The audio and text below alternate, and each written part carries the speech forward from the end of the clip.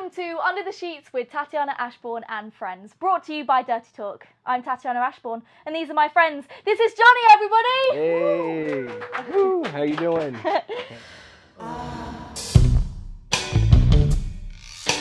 Laugh about it. Give it to me, baby. Learn about it. Love it or hate it. Let's do it. Under the Sheets with Tatiana Ashbourne and friends. Coming up in this episode. I mean, personally for me, I can't wait to get a vasectomy. Stay tuned to see what's under the sheets.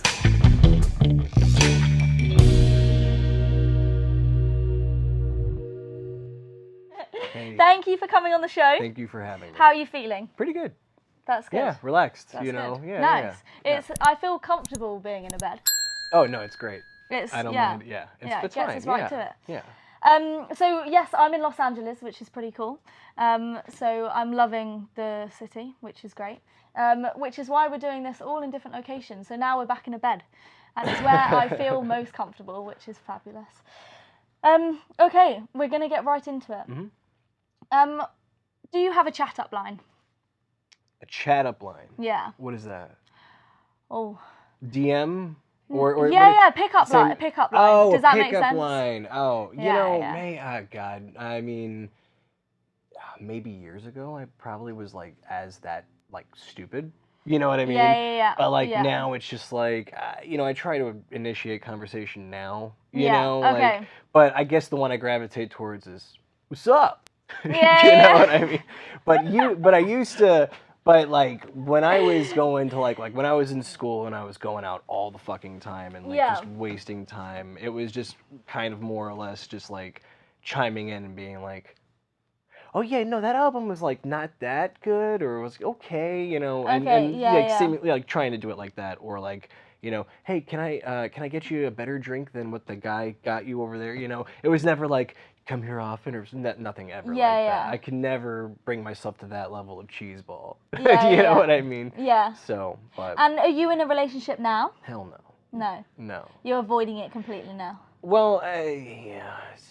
My last few relationships were fucking awful, and my last one was kind of like, you know, very pivotal in like just, you know, who I am, I guess, you know. Okay. Because I just realized, like, you know, I spent way too much time in relationship hell, you know? Yeah. And I've wasted so many years just trying to actually, you know, be with somebody else and then having that stress loom over my head, and I never actually focused on what I wanted or like what I was doing or like I'm, you know, doing my thing, my ambitions and everything, but like it's always, you know, there's another person involved, and I don't want to be kind of like burdened. Yeah. You know, because it's terrible that that's how I see it. But I definitely think you need a relationship where you're both comfortable doing your own ambitions and doing what you want to do. And for you to work together. I think the problem with that is like my standards are like a little too like obtuse. They're high, you know, but now I'm also trying to get myself to think a little more or less like shallow, but I don't mean like, you know, shallow as in like, you know, huge tits, small waist, just like shallow as in like, I know what I want. Why am I doing something that I don't want to do with somebody that I'm either maybe more or less attracted to for other reasons, you know, whether it's like, you know, conversation or you know, sometimes it was like, you know, very convenient, you know, and it was just terrible, you know, and I was just like, this isn't right, you know, so it was a breath of fresh air. And do you have a type? Not really. I mean, I still do. I think my type has changed a lot though. You know, it used to be like, you know, when I was living on the East Coast, I was like all up into, you know, blonde hair, the stereotypical, because my grandmother also too, like my grandparents were like, what do you want when you're, you know, like what's your ideal? And I was like, blonde hair, blue eyes. Yeah. And I was always like that, but I never in my life dated a blonde hair, blue eyed girl. Never in my life. And it was always dark hair, red hair, Mm-hmm. maybe a blonde, but she had brown eyes. Yeah. You know, and she was always pissed that she had brown eyes, but I Yeah. was always remind her that she had brown, and it was just like that was a fucking fight to the death all the time. Yeah. So shit like that, you know. So maybe that's where you're going wrong. You need to now go and find someone with blonde hair and blue eyes. I mean, you know, yeah, but I'm also kind of being semi-realistic about it because, like, I'm now learning, it's about connectivity. Okay. So that's, like, where, you know, that whole, my last relationship with my ex, because I have many exes that I'll be referring to as my ex. Yeah. But my last ex, they'll all remain nameless, don't worry, but my last ex kind of, like, taught me, you know, how to just, you know, that being, you know, knowing what you want is important, but also kind of like acting on it to an extent is more important. And so, you know, it's kind of what I have to reconcile with, you know, just trying to find someone to be with someone is just not really smart. And so how many relationships have you been in? I don't know. Okay. I lost count. Wow. I mean, good and bad, you know. I know like my top 5. You know? And how long did they last? Longest was probably like edging on 3 years. Okay. 2 and some change. Mm-hmm. Yeah. Something like that. And so you've been in quite a lot of relationships. So does that mean, have you learned something from each of them, or do you think it was like waste of time? Some of them, yes, not all of them. Mm-hmm. Yeah. Okay. The last few definitely. Yeah. The earlier ones, you know, not so much, but getting over hurdles like, you know, like getting over, you know, virginity and school stress, you know, things like that. Yeah. Like there were people who, you know, I'm not sober, but, you know, I was always going through those processes of like actually contacting people and apologizing to them just because. Right, okay. And so one of them I actually was like, hey, like, I just want to let you know that this was going on in my head at one time. I've always thought you were, you know, a great person. I don't know why I did nothing, and I just wanted to let you know. Yeah. This is what I was thinking at that time. Yeah. You know, and why that's really I didn't. nice, though. And so, but for certain people it had to be done, and for other people I tried reaching out, saying, hey, what's going on? Like, I've been thinking about you for a long time, and then zero contact whatsoever, which has been happening a lot more recently. So, Yeah. You know, what can you do? So. And let's take it back. Sex education system. How was that at school? Anything? Nothing?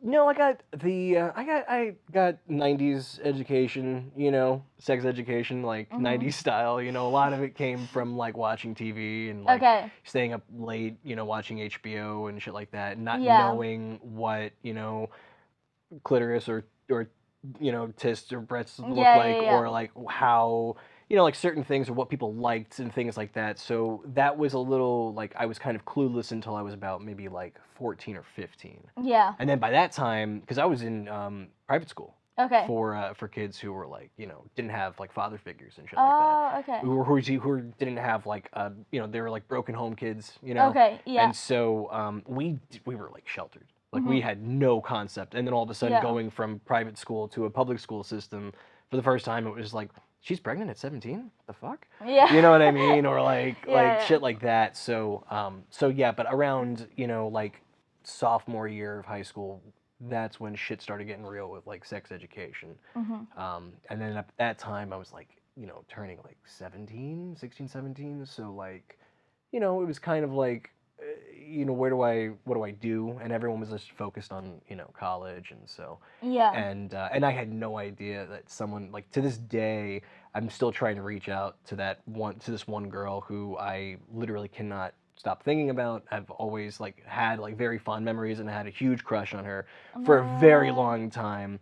But the sad part is that she's so like, I don't know what, paranoid about the outside world, has completely shut herself off. So all she does is post cover pictures on Facebook of herself, knowing that, just letting people, hey, I'm alive, but never posts anything else. And I don't know where she lives. I don't know any of that shit other than, you know, she exists, which is kind of crazy to me. And that person actually, she wrote me a ton of like cards. We would exchange letters all the time in high school. Like things like that. So it was like that kind of level of romantic, but at the same time though, she was the first girl that I was like, man, I was a fucking idiot. Like, I didn't do Right, anything, okay. you Yeah, know? yeah, yeah. Like, I literally didn't, and my mom was like pressuring me, you know, take the chance, ask her Yeah, out, yeah. do stuff, and I was like, I don't know if I can. Yeah, yeah. Just because, like, it's tough, you know? Like, it was hard for me to actually, like, say, hey, you know, you look good, you know, you look great, you know, hey, how's it going? It was very difficult for the longest time, you know, and we Why just, do you like, think that was? 16, man. Yeah, yeah. Yeah. But then I, you know, I moved, you know, I left Florida and moved to North Carolina. So that was the game changer for me. Oh, wow. Yeah, that was the big kind of like, you know, moment where I was like, you know, able to do things that I was like, oh, okay, this is not off limits. Like, I can actually be a person. Yeah, you know, yeah. So that was cool. And your first time story? What happened? What was it? Okay, so I was dating a girl. Obviously, will still remain nameless. But she was, God, like almost 10 years older than I was. Wow. I was 19 and she was 29, 28. Okay. Yeah, so it was like, and that was crazy because, you know, she was not totally against type. Yeah. And I think it was just because, like, you know, I was in film school, so it was like a kindred spirit, and so we hung out, and then things got kind of like, you know, very like serious to the point where, because I didn't have a car yet, so I was borrowing my mom's car, going out like every fucking like other night, and then coming home at like 2 a.m, and then I had school the next day. So she didn't fucking like that at all. And this is like fucking community college, you know. This isn't even. I feel like I'm in fucking grade school. So I'm like, what the fuck is happening? You know, why are you treating me like a, you know? So one day, you know, it was like we were watching. I think we were watching Garden State. I've which never is heard of very. that, unfortunately. Oh, it's a fucking great movie. But I mean, of course, it's an American movie. But for some reason, a lot of shit had started with me with Garden State. Okay. Like it would just be on, and all of a sudden, like I'd make out with a girl, or we'd be fucking or something. And so literally, we put it on. It's something about like Natalie Portman and Zach Braff. I don't know, you know. Yeah, so yeah. anyway, we started. You know, my like literally the first night that I had sex was that, and it was like at midnight. And then I remember driving home like, is that real? Like, did that just, what was that? You know? Did it 'Cause feel I didn't know. amazing? Or was it a bit, or no? No, it felt very awkward. Okay. But also kind of like, just like, oh. You know what I mean? Because like the fucking, you know, everyone, you know, the movies, the media, everyone puts this spin on that kind of shit. But it wasn't really like that at all. Okay, so it didn't exceed expectation. No. Not really, no. And then afterwards, I started getting into arguments with my mom, and she told me, quote, get out and go live with your cunt girlfriend, and so I did. Wow. Yeah, which stirred up a lot of controversy in my Italian household, let me tell you. Yeah. You know what I mean? But probably for her as well, because she was so much older. She was angry. I totally get it. But, you know, man, like, that was just uncalled for. But at the same time, like, it did me a favor in so many ways. Yeah. And usually, like, that's been a theme in my life. When something comes crashing down, it's usually doing me a favor somehow. Yeah, you know? yeah. I need to get out of that stressful situation. Cool. Go live with your current girlfriend. Yeah. Okay, fine. See ya. You know what I mean? So, yeah, but for the current girlfriend, having a boyfriend that young, like not even that young, it's not weird, but like the fact that in society it is strange. Even to this day too, it was just like not cool to like thrust that on someone. But we were all going to the same school. We were doing the same things. And so, you know, she was just kind of like, okay, fine, we'll figure this out. Wow. And then eventually it became a whole thing where it was like, hey, I don't find you, like neither of us really found each other attractive anymore. We were just doing it because of like, you know, the sex got better. And we were doing ridiculous shit like having sex in the middle of the day, things like that. But then like, you know, shit just ended up not working out. Yeah. You know, so. Okay. And you said, so you said you were in a private school to begin with because you didn't have a father figure and you came from a broken home. Correct. Is that what that's what broken you said? In parentheses, not like, you know, but yes, kind of, sort of. My dad was never around, my single mom, so yeah. Yeah, and do you feel that that's affected your relationships now? Yeah, totally. Okay, in what way? Healthy and unhealthy ways. I think, you know, independence definitely, but actually like trying to, because like my mom's now gone, she's dead, so Okay. so it's kind of difficult. You know, I wish I could have conversations with my mom that I couldn't have with a significant other. Yeah. Couldn't have. I mean, people just don't give a fuck. You know what I mean? I've never met one person, you know, even in like my current like life now, which sounds really pathetic, but it's true, that I feel like I can actually talk to openly about things and like Yeah.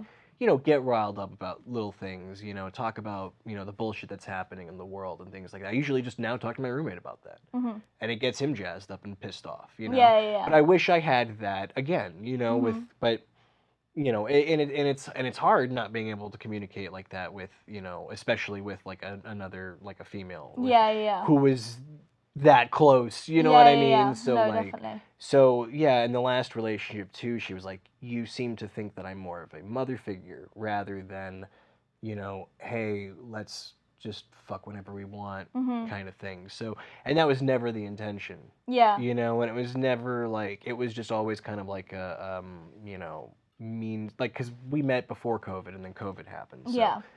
partly means to an end, partly end of the world, partly we were just comfortable. And then, you know, shit just kind of veered in different paths. Yes. As they usually do. So, Yeah. yeah.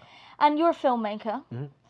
Have your relationships impacted on what films you make? 1000%. Yeah. Can you tell me more? The movie I'm editing now that I'm pretty much almost done with is definitely about my my ex from 2 relationships ago, who we moved in together, and you know, it was just awful. We hated each other. I mean, it wasn't like we hated each other immediately. We just grew to hate each other. There was just a lot of like, you know, a lot of repressed anger from her side, and a lot of just dumb shit from mine that kind of resurfaced, you know, from like a lot of like my first relationship, and then moving on, it was kind of like, okay, you know, this isn't healthy, and the universe definitely does not want us to be together. Yeah. And then so she basically just like kind of like fucked me over in a way. That's how I tell it, but in reality, it was terrible. Our lease was ending anyway. So we just jump started the lease ending. We paid the amount that needed to be. Yeah. So then she left. She went back to the East Coast. I stayed here, and I had literally no money, and had a film festival that I had to go to literally the day that she was moving out. And so then I went, and then she left the state, and then I felt it safe to go to the apartment, and all I did was clean, you know? And it was kind of like one of those like moments where it was like, you know, therapeutic kind of moment where it was just like, okay, I don't fucking need that fucking festival, fuck it. Just, I want to take care of the shit that I need to take care of now. And I went over there and I just swept, listened to the Howard Stern show, and laughed my ass off. And then went home, and I found old journals that she was going to throw out, but, you know, left by, she's like, I don't know what the fuck you want to do with these. Yeah. And in the journals were, you know, this one story that of these 2 people who were trapped in the desert. And I was like, oh, wait a minute. If I switch that around, do that, what's that? Yeah. Yeah, this is that. This is what I want to do, you know? That's so cool. So I just changed the genders of one of the people, and all of a sudden it became us. It became the story about her and I, but like to an extent, you know, not exactly. Yeah, you know what I mean? That must be quite therapeutic for you as well, to be creating these films and. Oh yeah, that one's going to really piss people off because it's so it's upsetting, you know, and I can't like work on it without getting in a really depressive state, which I've been in for quite a while since I've worked on it. Yeah. So like then I've been doing music videos to make me happier. But yeah, the relationships have definitely affected it for sure. Okay. Yeah. And in every relationship, have you been heartbroken, or is it something that it's not? I mean, you know, everyone is, you know, to an extent. I mean, I was going through some crazy shit with my last ex, but it was more or less like heartbroken over abandonment issues. Okay. Which shit happens to me quite often, you know, like I have a list of people that I love who've left LA kind of thing, you know, and that's just all under abandonment issues, which literally goes back to my mom, you know, death shit. So, and that wasn't even, it was like, you know, she's a fucking idiot. She killed herself, but it was one of those things where I'm never going to let her live it down. because that is one of those things where it's just like, you know, I mean, there's literal like things all over the fucking suicide prevention. There's all that kind of shit. And so it was a very like definitive turning point for me because I already knew the world was like kind of just disastrously bleak. I just needed a perfect excuse for why it is that way. And that was it. And ever since then, I've always traced everything back to that kind of source. So it's like, you know, the abandonment issues, like sudden bouts of just feeling like, you know, repressed FOMO, you know, fear of missing out. All of that goes back to that. And it's not like I, you know, lust for death or anything. I just revere it, you know, and I get like a little like uptight when people are like, you know, thinking that they're invincible or whatever. And so it's just like, you know, but every now and then, you know, I do kind of go back to that and I'm like, oh fuck. Makes me not a very sociable person sometimes, you know? No, of course. And do you feel that sometimes when you talk about these things with girls, especially when you're in a relationship, do you feel like that makes them not feel a bit like not wanting to be involved? Or do you think it stops you from dating because you're like, oh, no one else needs my issues? Or possibly, definitely. I mean, to an extent, yes. I mean, you know, that's the thing. Like, you know, am I bumming out anyone in this room? You know, it's kind of like rhetorical. Of course I am. But no, but at the same time, you know, it's like it's so important for you to be able to talk about it. Oh, thank you. You know, and you need to when. I just think a lot of people just, you know, especially like you know, girls my age, they're not thinking about shit like that though. You know, they're thinking about trying to settle down. They're thinking about trying to find mates, trying to find people, you know, and because they want to have kids or whatever. I mean, personally for me, I can't wait to get a vasectomy. I cannot fucking wait because I don't want kids. I've made that valid decision with myself, even though when I can, I don't, because I've had scares in the past. And I can't take care of a fucking kid. You know what I mean? I could teach kids. I could teach people all day, but I don't like kids. I don't. And a lot of that goes back to, like, you know, my dad, who, you know, fled 2 countries for tax evasion. Never gonna let that down. So there's shit that you just don't, you know, there's shit that you can't let down with people. But but when it comes to that though, like, going back to what you were saying, you know, no, I feel like it is kind of difficult, especially like as I have my list of irrational fears just piling up, just to talk to people. You know? So that's why a lot of my like current, you know, movie projects have been just more focused on, you know, personal issues. Like, you know, relationships, or I'm trying to get out of that, but, you know, identity crises, you know, shit like teeth falling out, shit like that. But I feel like if that's the way to process the information that you're given, you know, to do it through film, then that's what you should be doing, you know. So it's probably very helpful for you to do that, and also helpful for other people that are going through the same situations. You know, I'm sure that a lot of people watching are probably loving it because they're going through a similar thing, you know, and it's so helpful that you're able to speak up about it. I hope so. You know? I mean, I've gotten that, like, with my first big movie. I was, like, my first feature, a lot of people said, oh, I really identify with it, and I was like, oh, fuck. That's where we are now, huh? You know, I didn't realize that that's the next phase of acceptance, you know, and it's like, you put it out there, and then all of a sudden people like start to like say, oh wow, like I really like, you know, it was a crazy experience for me, and I was like, is that possible? Because I don't know what it's like anymore. Like for to have a positive experience watching someone else's work. You know, I mean, I know what it's like, but like, you know, I don't know what it's like for because I've seen it. I'm so desensitized to a lot of my projects. So it's a lot of it, it's just kind of like last minute kind of thing, you know? So. And we were talking a lot about your irrational fears, and you were saying about the other day when you tried to have sex whilst you were on mushrooms. Yes, Can you talk more about that? Well, you know, I've had a lot of like sex scares, not scares per se, but like moments where like my reptilian brain was completely on. You know, and I thought that, you know, I had these mushrooms and I just wanted to see what the experience would be like. And I was just completely impotent on mushrooms. I don't know what the fuck the deal was, but it was wild. I was like, this is fucked up. Yeah. This is fucking insane. So all I could do was just smoke all the joints that I had, just fucking angrily, being like, what the fuck is wrong with me, you know? And a lot of that, too, is kind of like, and it's not like a pride thing, it's just, I mean, yes, kind of, sort of it is, but like a lot of it is just kind of like, oh man, is this, you know, getting older thing, what the fuck does that even mean, you know? And this whole like idea of like, you know, because like one of my irrational fears is going bald. Okay. Another one is not being impotent per se, but having somebody who you've been attracted to in ready go mode and nothing happens for you, but it's like not even just straight up like, you know, it's just like you just don't feel anything. That's another one. So it's just like, and then house burning down shit, you know what I mean? So it's like, so, you know, but other than that, I mean, no, it's just I was on mushrooms and I couldn't get it up.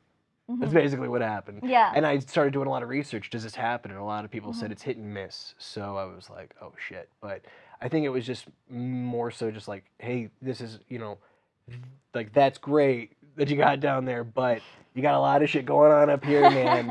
You got to fucking deal with that first. So maybe it was my brain sorting out what was more important as opposed to just thinking of just having it be relaxing, you know? But I feel like it's the same with I mean, I don't know, but definitely with alcohol especially, sometimes you can't have sex on alcohol because it doesn't work, you know, so I feel like it might be the never same with have drugs. I ever done, you know what I mean? No, because like I remember, I mean, the craziest party I ever went to was a Halloween party where I was dressed up as a hockey player, and this older woman came over, and I've always had a thing for older women, obviously. So the 19-year-old, exactly. So when I was like 22, this like older woman came up to me, and she was already tanked completely, and I was getting there. I was tipsy too, and you know, she wrestled me to the ground with my hockey gear on because you know, she's like, he's relatively safe, nothing's gonna happen. And then we kind of like had this weird like eye locking moment, you know. And then you know, all the signs were there, you know, because it was a party, but she lived next door, and a lot of the people were saying follow her home, so I did. And I knocked on her door. She said, "What the fuck are you doing here?" And then I, you know, made out with her in her doorway. She invited me in.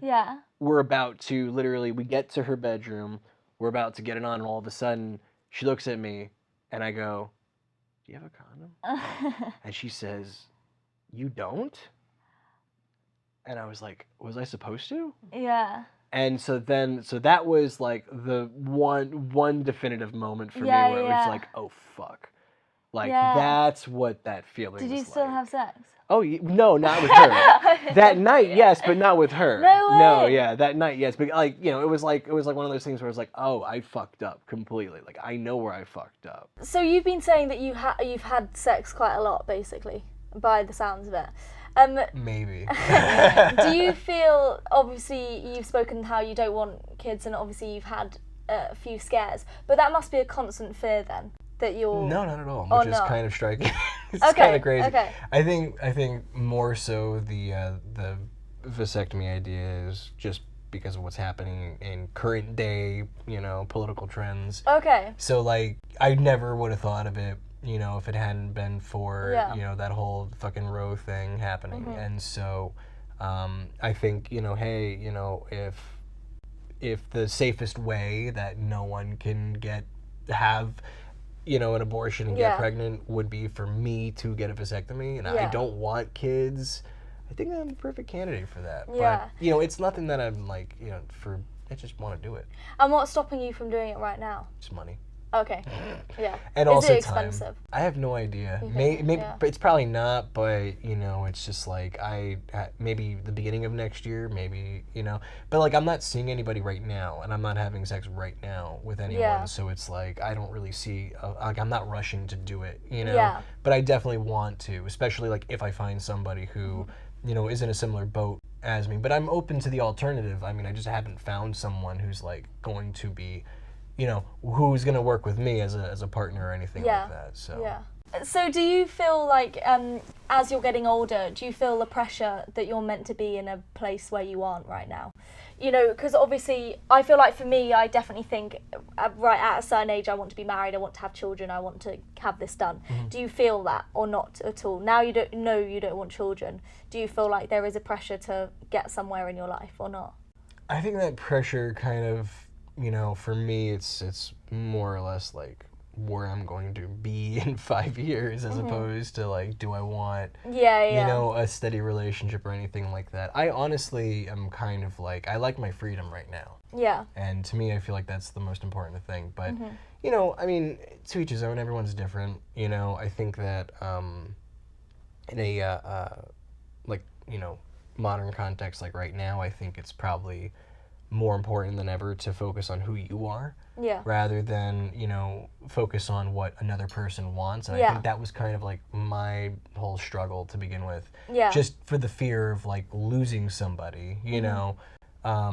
So I think my whole thing is actually like, I want to go to more things. Like I want to go to more like events and shit that I'm not shooting, or like, you know, and like go to more like hockey games and go to things like that, and actually like explore more, go out to bars with no notion whatsoever of trying to meet someone or hook up with somebody. Yeah. Because I feel like that's when you meet, you know, that's when the universe is like, fuck you, you're too happy, you know what I mean?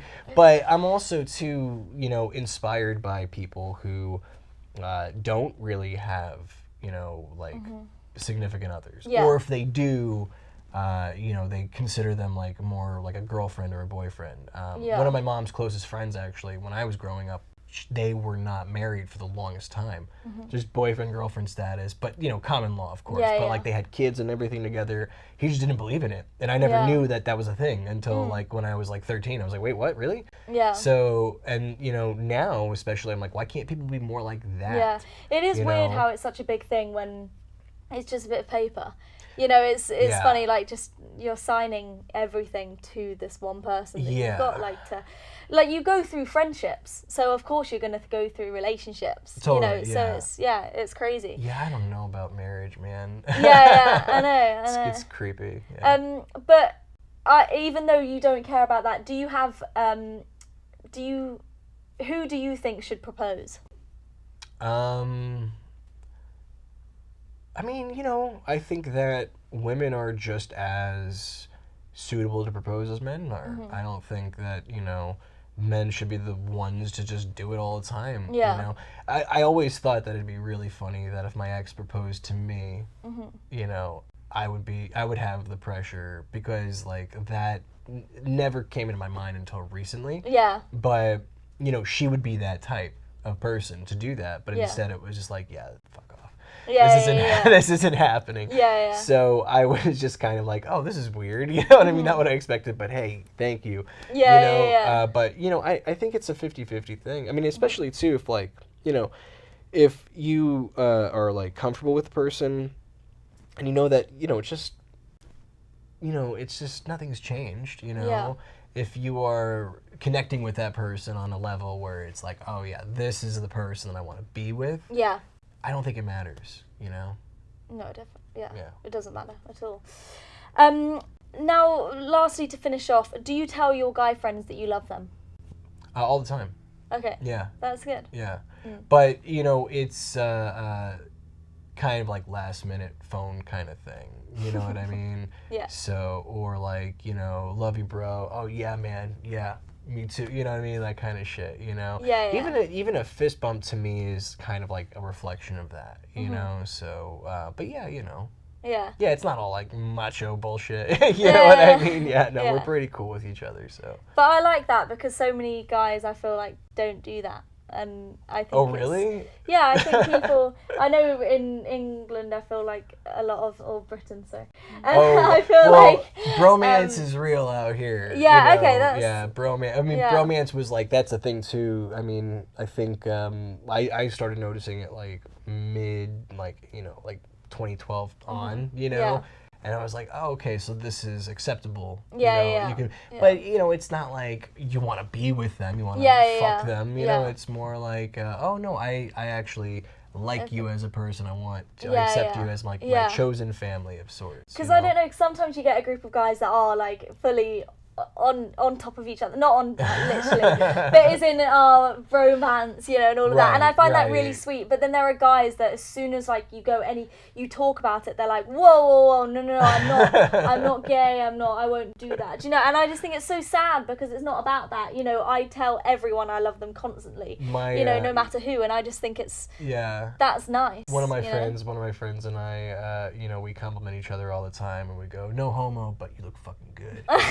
You know what I mean? And like he's an actor friend of mine too, so it's like, but you know, a lot of it comes from, you know, like having a lot of similar, you know what I mean? Because like we, like me and my buddy, we also play hockey together too, so that's where that whole like, you know, bromance compliment kind of thing comes into play. But yeah, you know, there's nothing wrong with that, not at all. So to get you in the mood for your next sexual partner, whether you have one, I'm giving you a role play game with loads of scenarios. Okay, cool. Awesome. So you can be someone else. You don't have to Very always, cool. you know. Thank you so much. No That's worries. Awesome. Enjoy. Yeah, appreciate it. Thank you. This is Johnny, everyone. Hey, thank you guys. Thank you. Thank you so much. No worries. That Thank was you. so It was a good. pleasure. Thank you. Absolutely. I loved it. If you would like to be a part of the show, please check out our website at www.dirtytalkofficial.com. We welcome all sexualities regardless of your sexual experience. If you would like to be an audience member only, please get in touch the same way. Like and subscribe on all social media platforms.